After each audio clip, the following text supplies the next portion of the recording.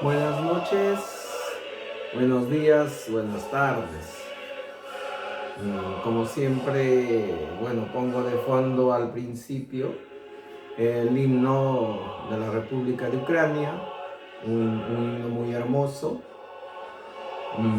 himno que también es ahora mi himno. Pues como saben, siempre les voy a recordar de que yo como peruano vivo más de 34 años en estos territorios y este país prácticamente se ha convertido en mi tierra, ¿no? He echado raíces, tengo 3 hijas ucranianas, mi esposa ucraniana y bueno, he recorrido todos estos lugares desde la época de la Unión Soviética. Al principio estudié en Rusia, después en Ucrania, cuando todavía era un solo país, es decir, la URSS. Entonces, conozco muy bien Rusia, casi toda la Rusia, desde las fronteras de Ucrania que están en el Kubán, hasta llegar a Vladivostok, Siberia, Chita, cerca de la frontera con la China, etc. Entonces, de los años que he recorrido aquí y los años de experiencia por los estudios que hice en la Universidad Nacional de Kiev, una especialidad que es para mí muy interesante, que es el Derecho Internacional y las Relaciones Internacionales.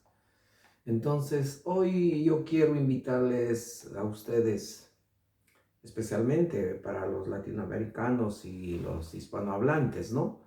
¿Por qué? Porque hay mucha confusión con respecto a lo que sucede en Ucrania. ¿Por qué sucede? ¿Cuáles son las causas? ¿De dónde vienen los grandes problemas históricos entre Ucrania y Rusia? Yo sé que en América Latina Rusia bombardea, hace propaganda política muy fuerte. Y también yo comprendo que hay dentro de nosotros un odio interno hacia Estados Unidos, ¿no? Por la política que lleva este país a favor de ellos solamente y no de América Latina. Pero por estar muy lejos tal vez es que la mayoría en América Latina no conoce a Rusia. Conocemos más a Estados Unidos, que está más cerca, por ser un país metrópoli que prácticamente se ha convertido en un país unilateral que puede llevar la economía y la política mundial después de la caída de la Unión Soviética en 1991.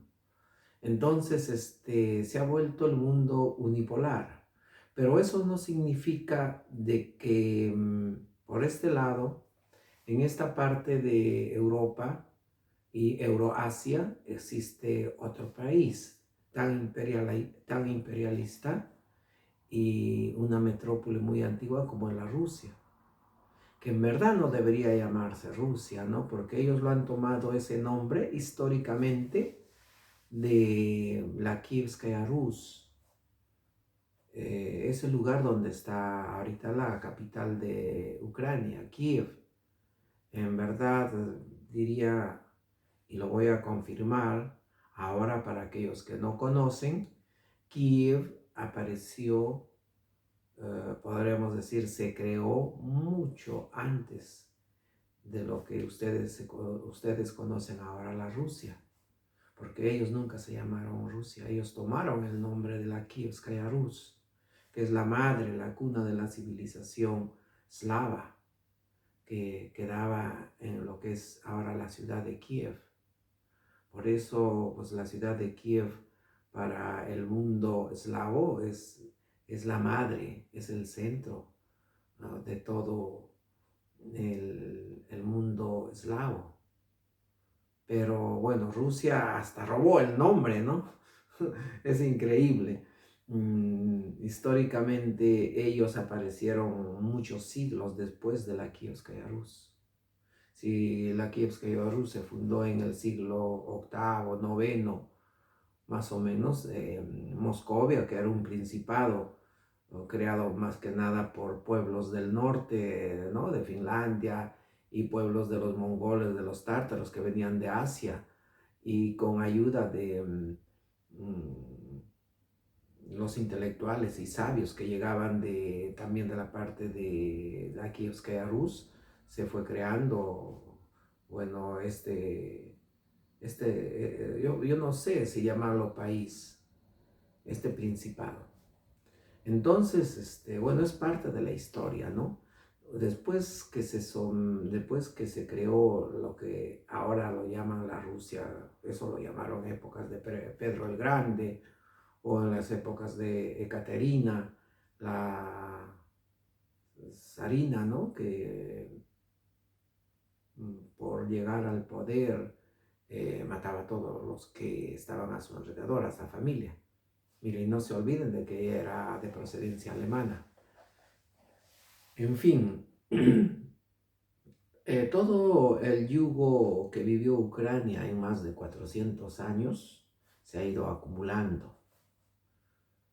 Es tanto que siempre se ha tratado con mucha indiferencia al pueblo ucraniano. Siempre lo han visto por encima del hombro.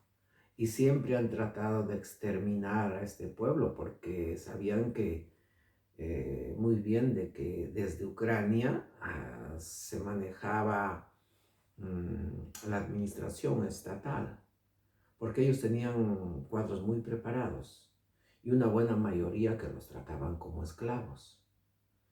Entonces, ¿qué les digo? El espíritu ucraniano siempre ha estado bajo el yugo ruso.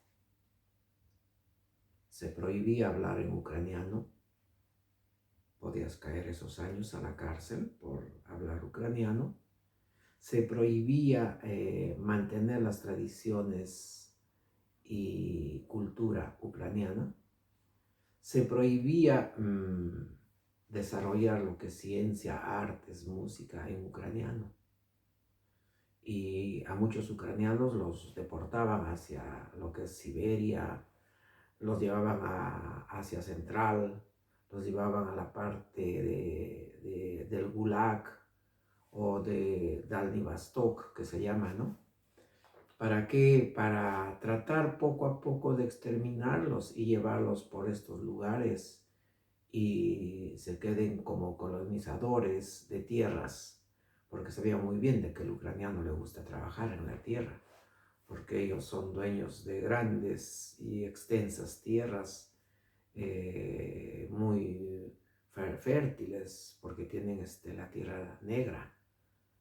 Entonces, se ha creado un dolor interno muy fuerte en estos años y no se terminó con el zarismo. Una vez que llegó el poder soviético, cuando Lenin toma el poder de los soviets en 1918, Ucrania se levanta para poder crear una república. Pero también en esas épocas, de nuevo, el Ejército Rojo, ya el gobierno socialista de Lenin, y los exterminaron. Cerraron prácticamente todo para que no exista más esa república. Ucrania como república existió en esos años, cerca de 2 años. Se luchó. Ahí es donde aparecieron las milicias ucranianas. Ahí aparecieron aquellos que defendían su tierra, aquellos que querían verse libres, que querían ver a una Ucrania independiente y libre del yugo ruso, porque Ucrania prácticamente era el plato servil del imperio zarista ruso. Ellos son los que construían todo el imperio. Ellos eran la mano de obra. Ellos eran los que daban de comer a toda la Rusia zarista. Y en épocas de la Unión Soviética prácticamente se vuelve a repetir lo que hacían los zares. Por eso los trataban de exterminar. Ucrania en esas épocas tenía más de 80 millones de habitantes. Entonces trataban de exterminarlo porque eran muchos, según decía después Stalin, ¿no? Por eso que en los años 30 del siglo pasado, 1930-33, se creó una hambruna artificial en todo lo que es la Ucrania, para que la gente se muera de hambre, ¿no? Y a todos que cosechaban o tenían productos, los encarcelaban o los mandaban para Siberia, o los mataban. Entonces, en esa época, que ha sido un genocidio muy grande, pues murieron muchos ucranianos de hambre. Los mataron especialmente para que ellos no puedan subir la cantidad de millones de personas ucranianas y no le daban derecho casi a nada. ¿Para qué yo les cuento todo esto, no? Para que se tenga presente de que no es de ahora el problema. El problema entre estos pueblos es histórico. Tiene muchos siglos, muchos siglos. Entonces, llegó con los años, como en la época en que la Unión Soviética se divide, llega la independencia, ¿no? Para Ucrania. Prácticamente un gran regalo del gran espíritu, se diría. Ucrania recibe su independencia en un momento bastante difícil para el mundo, pero ellos tratan de crear una nueva república. Pero para esa época ya Ucrania tenía cerca de 50-55 millones de habitantes. Estamos hablando la segunda mitad del siglo pasado, Ucrania había perdido más de 30 millones de habitantes. ¿Sí? Entonces era un Holocausto que tampoco se habla, que no se cuenta, como las grandes Holocaustos que se llevó a cabo con los pueblos originarios de América, de donde somos nosotros, del Norteamérica y de Sudamérica. Más de 100 millones de indígenas de pueblos originarios que fueron asesinados prácticamente. Son los holocaustos más grandes. Y en Ucrania pasaba lo mismo. Me dejo entender, ¿no? ¿A qué viene todo esto? ¿Y por qué ese dolor tan grande, esa herida, esa llaga tan grande y abierta lo tiene Ucrania hasta el momento? Entonces se repite de nuevo la misma historia, ¿no? Los engaños, las violaciones, el yugo, la muerte, el exterminio de Ucrania por parte de la Rusia, ¿no? El pueblo ucraniano se había cansado. En Ucrania vive mucha gente de diferentes nacionalidades y también rusos, ¿no? Es obvio que cuando Rusia se apodera de todos estos territorios de la Unión Soviética, ellos trataban de imponer, enviar a gente rusas para poder colonizar, y muchos quedaron aquí y muchos intercambiaron, se casaron entre ellos. Entonces era prácticamente como una familia grande. Era un país creado artificialmente para mantener un socialismo utópico, yo diría.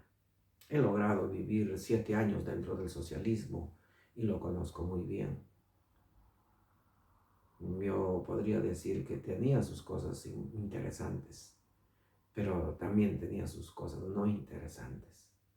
Y esa parte que yo he conocido, las partes negativas del sistema socialista hicieron de que yo pueda hacer mis conclusiones y tener una idea, ¿no? A dónde dirigirme y creer más en un estado humano, humanista, que apoyar a lo que se inventan, ¿no? La derecha, el capitalismo, el socialismo, ¿no?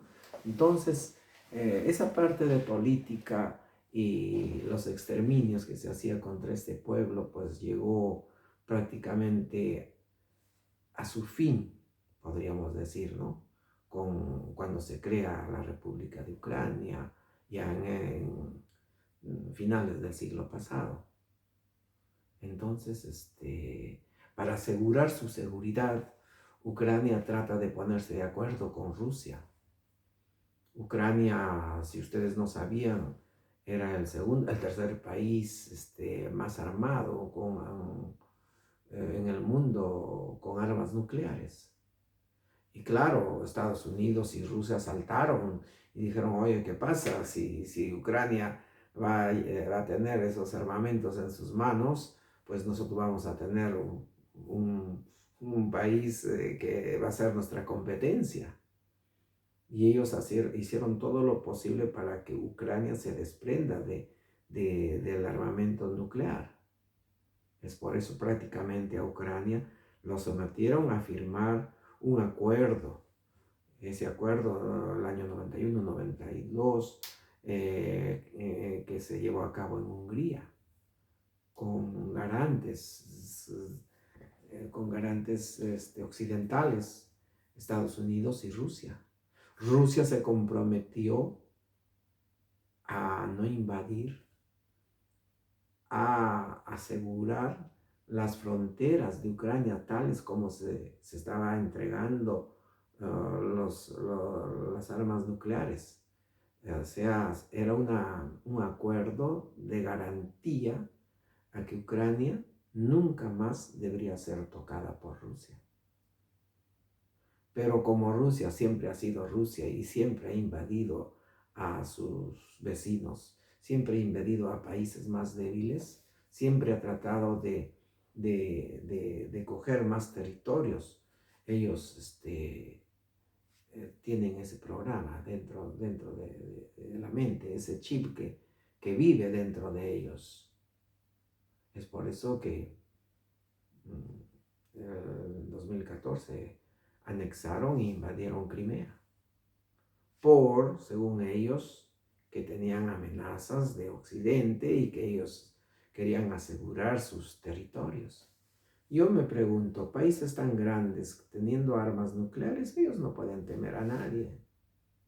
Entonces las excusas fueron creciendo más.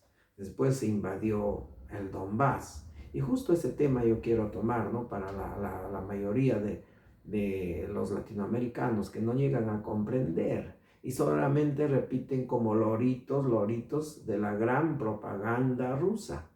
No nos olvidemos que la propaganda rusa es muy potente porque tiene mucha experiencia desde la época de la Unión Soviética, desde la época que se creó la URSS con Lenin.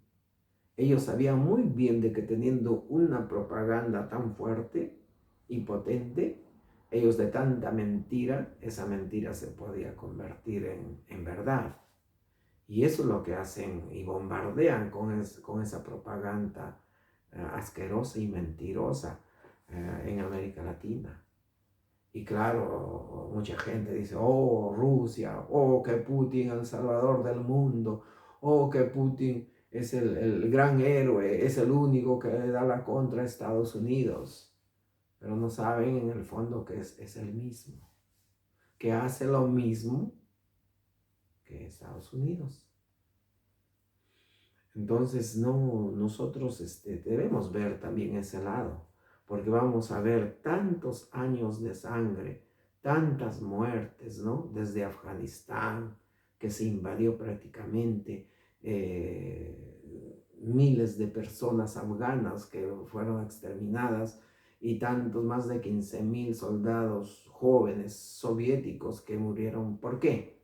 Por nada, por intereses políticos nada más. Se invadió la República Checa,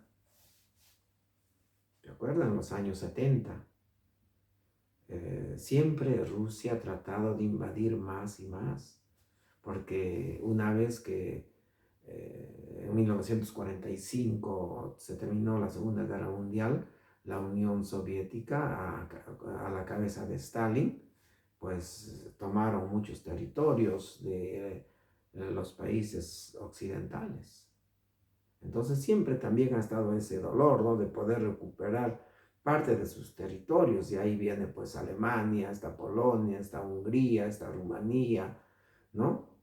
Entonces, todas las muertes, las invasiones que se creó ya con la llegada del nuevo poder, yo le digo un poder fascista con Putin, pues fue aumentando esa violencia. Y todo empezó con la guerra de Chechenia, ¿no? Sabemos que han muerto más de 100.000 personas. Imagínense, más de 100.000 vidas que están en manos de este dictador que es Putin. Entonces, después se pasó a Georgia, Prednistrovia, en Moldova, Siria, el conflicto que también ellos entraron entre Armenia y Azerbaiyán, pues la invasión a la península de Crimea, después la invasión al Donbass, etcétera, etcétera, ¿no? O sea, en las manos de este país corre mucha sangre, y sigue corriendo mucha sangre. Ya deben ser más de 30.000 personas asesinadas por el gobierno fascista de Putin ahora en Ucrania en estos momentos. Nosotros estamos pasando estos momentos difíciles en nuestras vidas.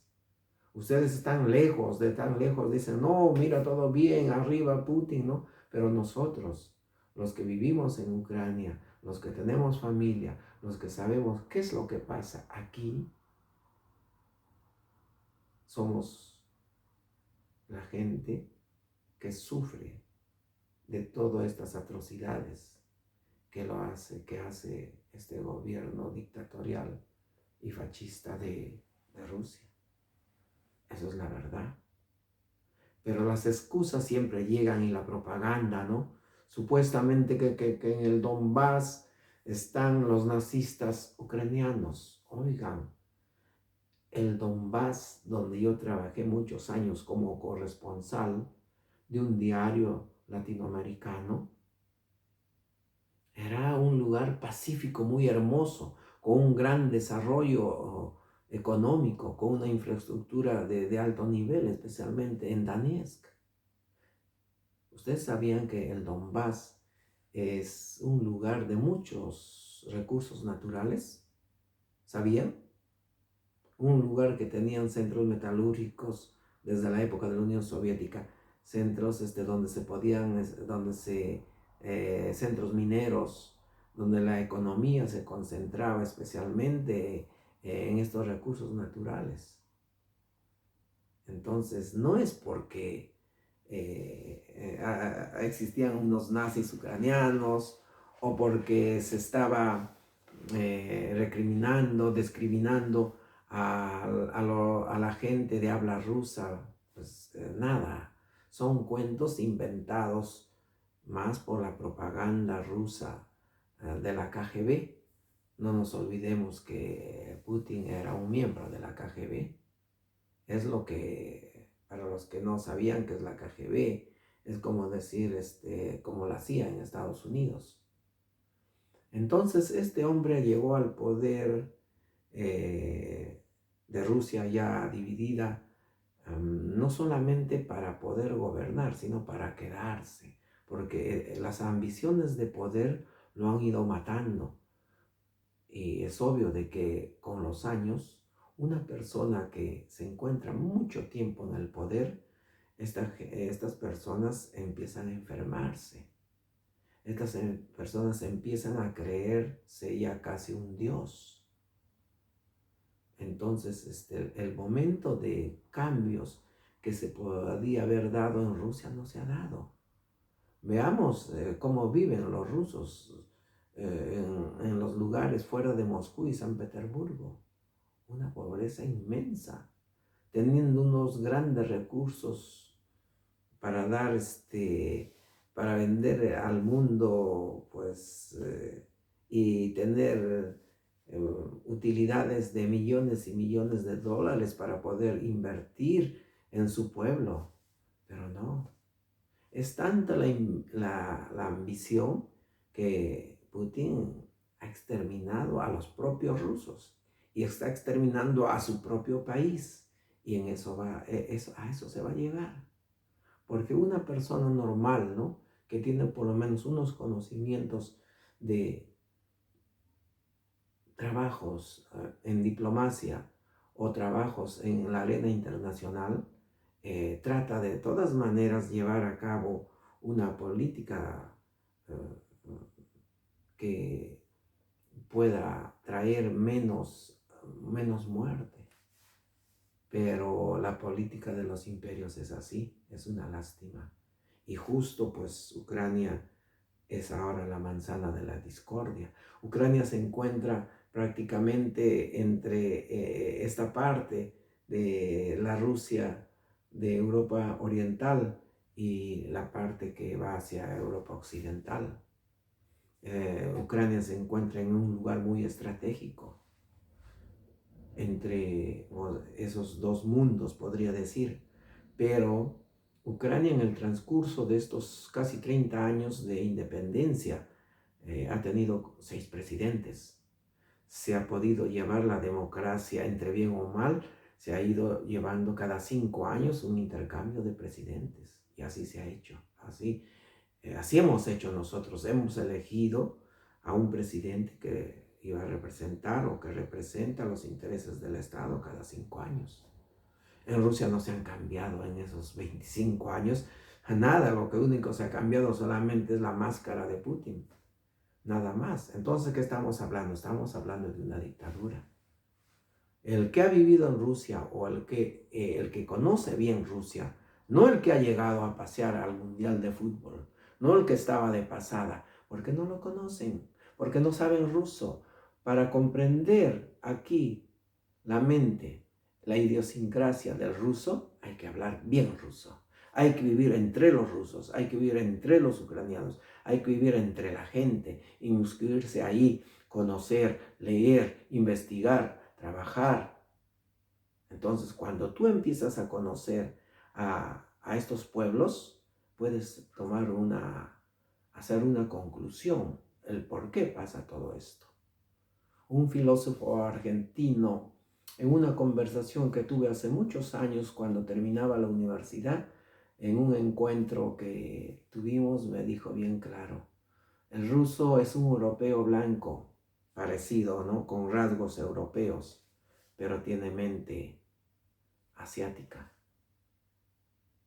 Y es cierto, ellos tienen una mente asiática, con un poco de occidental. Entonces yo puedo manejar desde sabiendo, ¿no? Mi cultura, mis tradiciones, mi idioma, que vengo de Sudamérica. Y por los años que yo vivo aquí, que son 34 años o 35, ya ni llevo la cuenta, puedo saber hasta qué piensa un ruso, qué piensa un ucraniano, y yo los puedo diferenciar cuando hablan o cuando piensan. Desde el momento que yo empiezo a dar clases, porque yo doy clases casi a toda la mayoría población de la ex Unión Soviética, a todos los que hablan en ruso, porque yo hablo ruso, mis hijas hablan ruso, mi mujer habla ruso siendo ucraniana, y nunca hemos tenido problema con nadie por hablar ruso. Más del 70-80% de la población de Kiev habla ruso y nadie te prohíbe.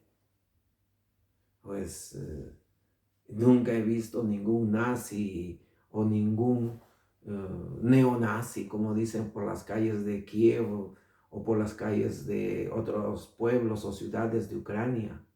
Yo conozco Ucrania, toda Ucrania, de norte a sur, de este a oeste, como lo conozco también Rusia. Entonces, he conversado con tanta gente, desde el más pequeño, que son los que los que limpian los desagües. Tengo mis amigos que limpian desagües, que siempre me visitan, ¿no? Y hasta gente que está en el Estado. Yo como especialista en Derecho Internacional he tenido muchas oportunidades de poder encontrarme con gentes con políticos o gente de poder económicamente. Entonces, he recorrido bastante todos estos años por estos países. Recorro Europa Occidental, recorro el mundo prácticamente. Conozco más de 50 países. Entonces, nada, aquí está el interés básico. Ustedes sabían que unos años atrás, haciendo unos estudios después del año 2000, 2005, se encontraron grandes reservas de gas en la parte donde está el Donbass. ¿Sabían? Ahora ya lo saben. Y ahora ya pues entérense por qué Rusia se inventó el cuento de los neonazis, se inventó el cuento de que los ucranianos mataban a los propios ucranianos o a los de habla rusa en el Donbass. Si ellos vivían bastante bien y con mucha pacificidad, es por eso que muchos de allá han fugado. La inteligencia del Donbass no vive en el Donbass. Allá sí se han quedado son delincuentes o gente muy pobre, que después le metieron el chip en la cabeza, diciéndolo que los ucranianos bombardeaban al Donbass, que los ucranianos mataban niños, que se comían niños.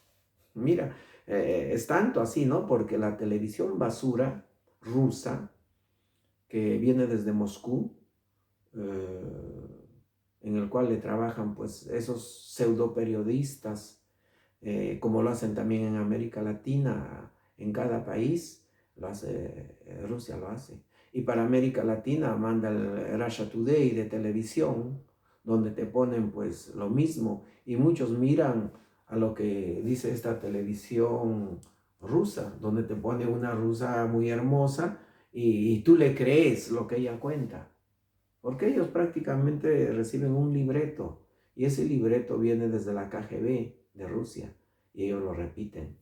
Es por eso conversar actualmente con una persona no intelectual, que no piense o que no razone, es prácticamente bien difícil en Rusia actualmente. Porque ellos creen de que a nosotros, a Ucrania, están llegando a salvarnos. Nos están salvando de Occidente, nos están salvando de los gringos de Estados Unidos, de que te estamos ayudando a ti a comprender cómo se debe vivir. ¿Pero de qué? Mira, el pueblo ucraniano ha elegido presidentes que siempre están mirando a Occidente. Y es porque nos gusta, porque nosotros sabemos lo que pasa en Rusia y lo que pasa en Ucrania y en Occidente. Es porque en Ucrania se respira libertad. Es el valor más preciado del hombre en esta tierra, la libertad. Si no hubiera esa libertad, yo les digo, yo sería el primero en salir de Ucrania. Yo aguanté 7 años viviendo en el socialismo. No sentí esa libertad. No podía respirar esa libertad. Eso me molestaba. Pero yo estudiaba.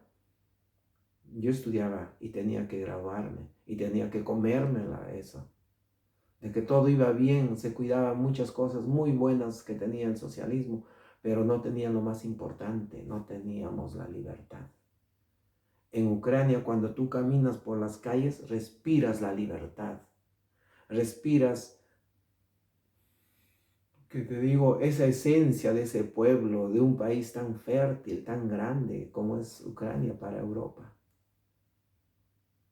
Entonces, cuando tú llegas a Rusia, no, pues no puedes hablar nada. Eso me recuerda a la época de la Unión Soviética, cuando si tú querías criticar al gobierno o a un representante del gobierno o a un político, tenías que hacerlo de oreja a oreja o escondido o en el baño, porque si no, pues te ibas a la cárcel. Y en Rusia pasa lo mismo. ¿Acaso no se dan cuenta eso? Si tú sales a la calle con un letrerito donde tú dices, no, yo estoy en desacuerdo con la guerra, te coge la policía te manda a la cárcel. Dime, ¿eso es normal en un país democrático? No, pues no. Entonces, el pensamiento asiático del ruso, el comportamiento asiático, el chip de programa que tienen, que ellos son los dueños de esta parte del mundo y que los vecinos tienen que hacer y vivir como yo quiero, pues eso es imposible de poder aceptar. No puede ser de que un ejemplo tan simple de que tu vecino llegue a tu casa o tu hermano mayor llegue a tu casa y ni siquiera toque la puerta, te rompa la puerta, entre y te diga, oye, yo quiero salvarte, yo quiero que tú vivas como yo quiero. Esas 2 habitaciones que tienes en tu casa van a ser para mí y tú vas a vivir como yo te diga. Y si no estás de acuerdo conmigo, mato a tu mujer, mato a tu marido, mato a tus niños, a tus niñas, violo a todos ellos y mato a tus padres. Entonces, ¿qué puede hacer uno si así llegan a tu casa? Es defenderse, ¿verdad? Es defenderse. Porque para defender a una madre, para defender a nuestros hijos, a nuestras hijas, de aquel que llega a violentar a tu casa, tú hasta tienes ganas de matar. Y yo sé que vas a defender tu casa, vas a defender a tu familia con todo, hasta con los dientes. Eso es lo que está pasando ahorita actualmente en Ucrania. Estamos defendiendo esta tierra con lo que tenemos. Los problemas que tienen allá arriba por los intereses que tienen en esta tierra es otra historia. Eso es la segunda historia. Porque Ucrania tiene unas tierras tan fértiles que puede dar de comer a toda Europa. Y eso lo saben en Occidente y eso lo saben en Rusia. Ucrania tiene centrales nucleares casi en todo el territorio nacional. Son como 8 centrales nucleares y exporta electricidad. Ucrania tiene uranio, Ucrania tiene acero, Ucrania tiene titanio, Ucrania tiene ahora gas, ocupa el 4.º lugar en explotación de gas y los nuevos lugares que se han encontrado cerca del Donbass, los nuevos pozos de gasoríficos. Entonces ya se dan cuenta porque la guerra no es porque eh, que Putin diga de que solamente Estados Unidos quiere manejar el mundo, vamos a ser bipolar, no unipolar. No, no, no, ahí están los grandes intereses allá. Pero, hay un pero. Lo más interesante es de que Ucrania el pueblo ha elegido ver a Occidente. Y yo lo digo eso porque yo lo vivo. 1000 veces yo prefiero vivir en un país libre, en un país donde tú por lo menos puedes expresarte y abrir la boca, o dedicarte a lo que tú más quieras, donde tú te sientas persona. Es así. Y déjennos vivir como queremos vivir, no como los rusos quieren vivir. Déjanos vivir con quien querramos. Y se ha elegido, Ucrania ha elegido ver a Occidente. Pues nadie nos va a decir cómo debemos vivir. Ucrania es un país muy estratégico por donde vienen los gasoductos desde Rusia y pasan por toda la Ucrania hacia Occidente. Tiene salidas al Mar Negro. Es decir, la lucha está arriba, pero también la lucha está dentro. Esa lucha está dentro de nosotros, en el espíritu ucraniano, que ahorita está sufriendo, que ahorita está llorando, que nos ha llegado la sangre a nuestras casas, que teníamos que abandonar todo y salir de allá con lo que teníamos puesto. porque ahora no estamos trabajando, ahora no tenemos ninguna entrada, ahora no tenemos prácticamente nada. Estamos sobreviviendo con la reserva que nos queda todavía. ¿Y qué después? Nada. América Latina luchó desde 1820, 21, 22 para poder liberarse del yugo español. Estamos pasando aquí lo mismo, pero ahora las guerras ya son distintas. Cada día están matando, cada día están bombardeando cada lugar. Nos destruyen ciudades enteras. ¿Y por qué? ¿Para matar a los fascistas? Según ellos, para matar a los neonazistas, para desarmar a Ucrania, según ellos. ¿Desarmar de qué? Tenemos que defendernos. Si no nos defendemos, nos matan. Entonces, eso es lo que pasa aquí. Eso yo quiero que se pongan a pensar de que una guerra que es injusta, una guerra puede llegar a tu casa, puede llegar a la misma puerta de tu casa. Y desde allá, desde lugares tan lejos, muy poco tal vez lleguen a comprender. Pero si tú le pones cabeza, si tú le pones razonamiento, si tú le pones estudios, investigaciones, y no repites como un loro lo que te pinta la propaganda rusa, ni la propaganda occidental, sino lo que se vive aquí. Eso es lo que estamos viviendo nosotros. Y eso es una verdad que se está viviendo en Ucrania actualmente. Por eso yo digo, se va a luchar hasta donde se pueda. Gloria a Ucrania. Gloria a mis hermanos que están luchando y mis guerreros en la parte del Donbass.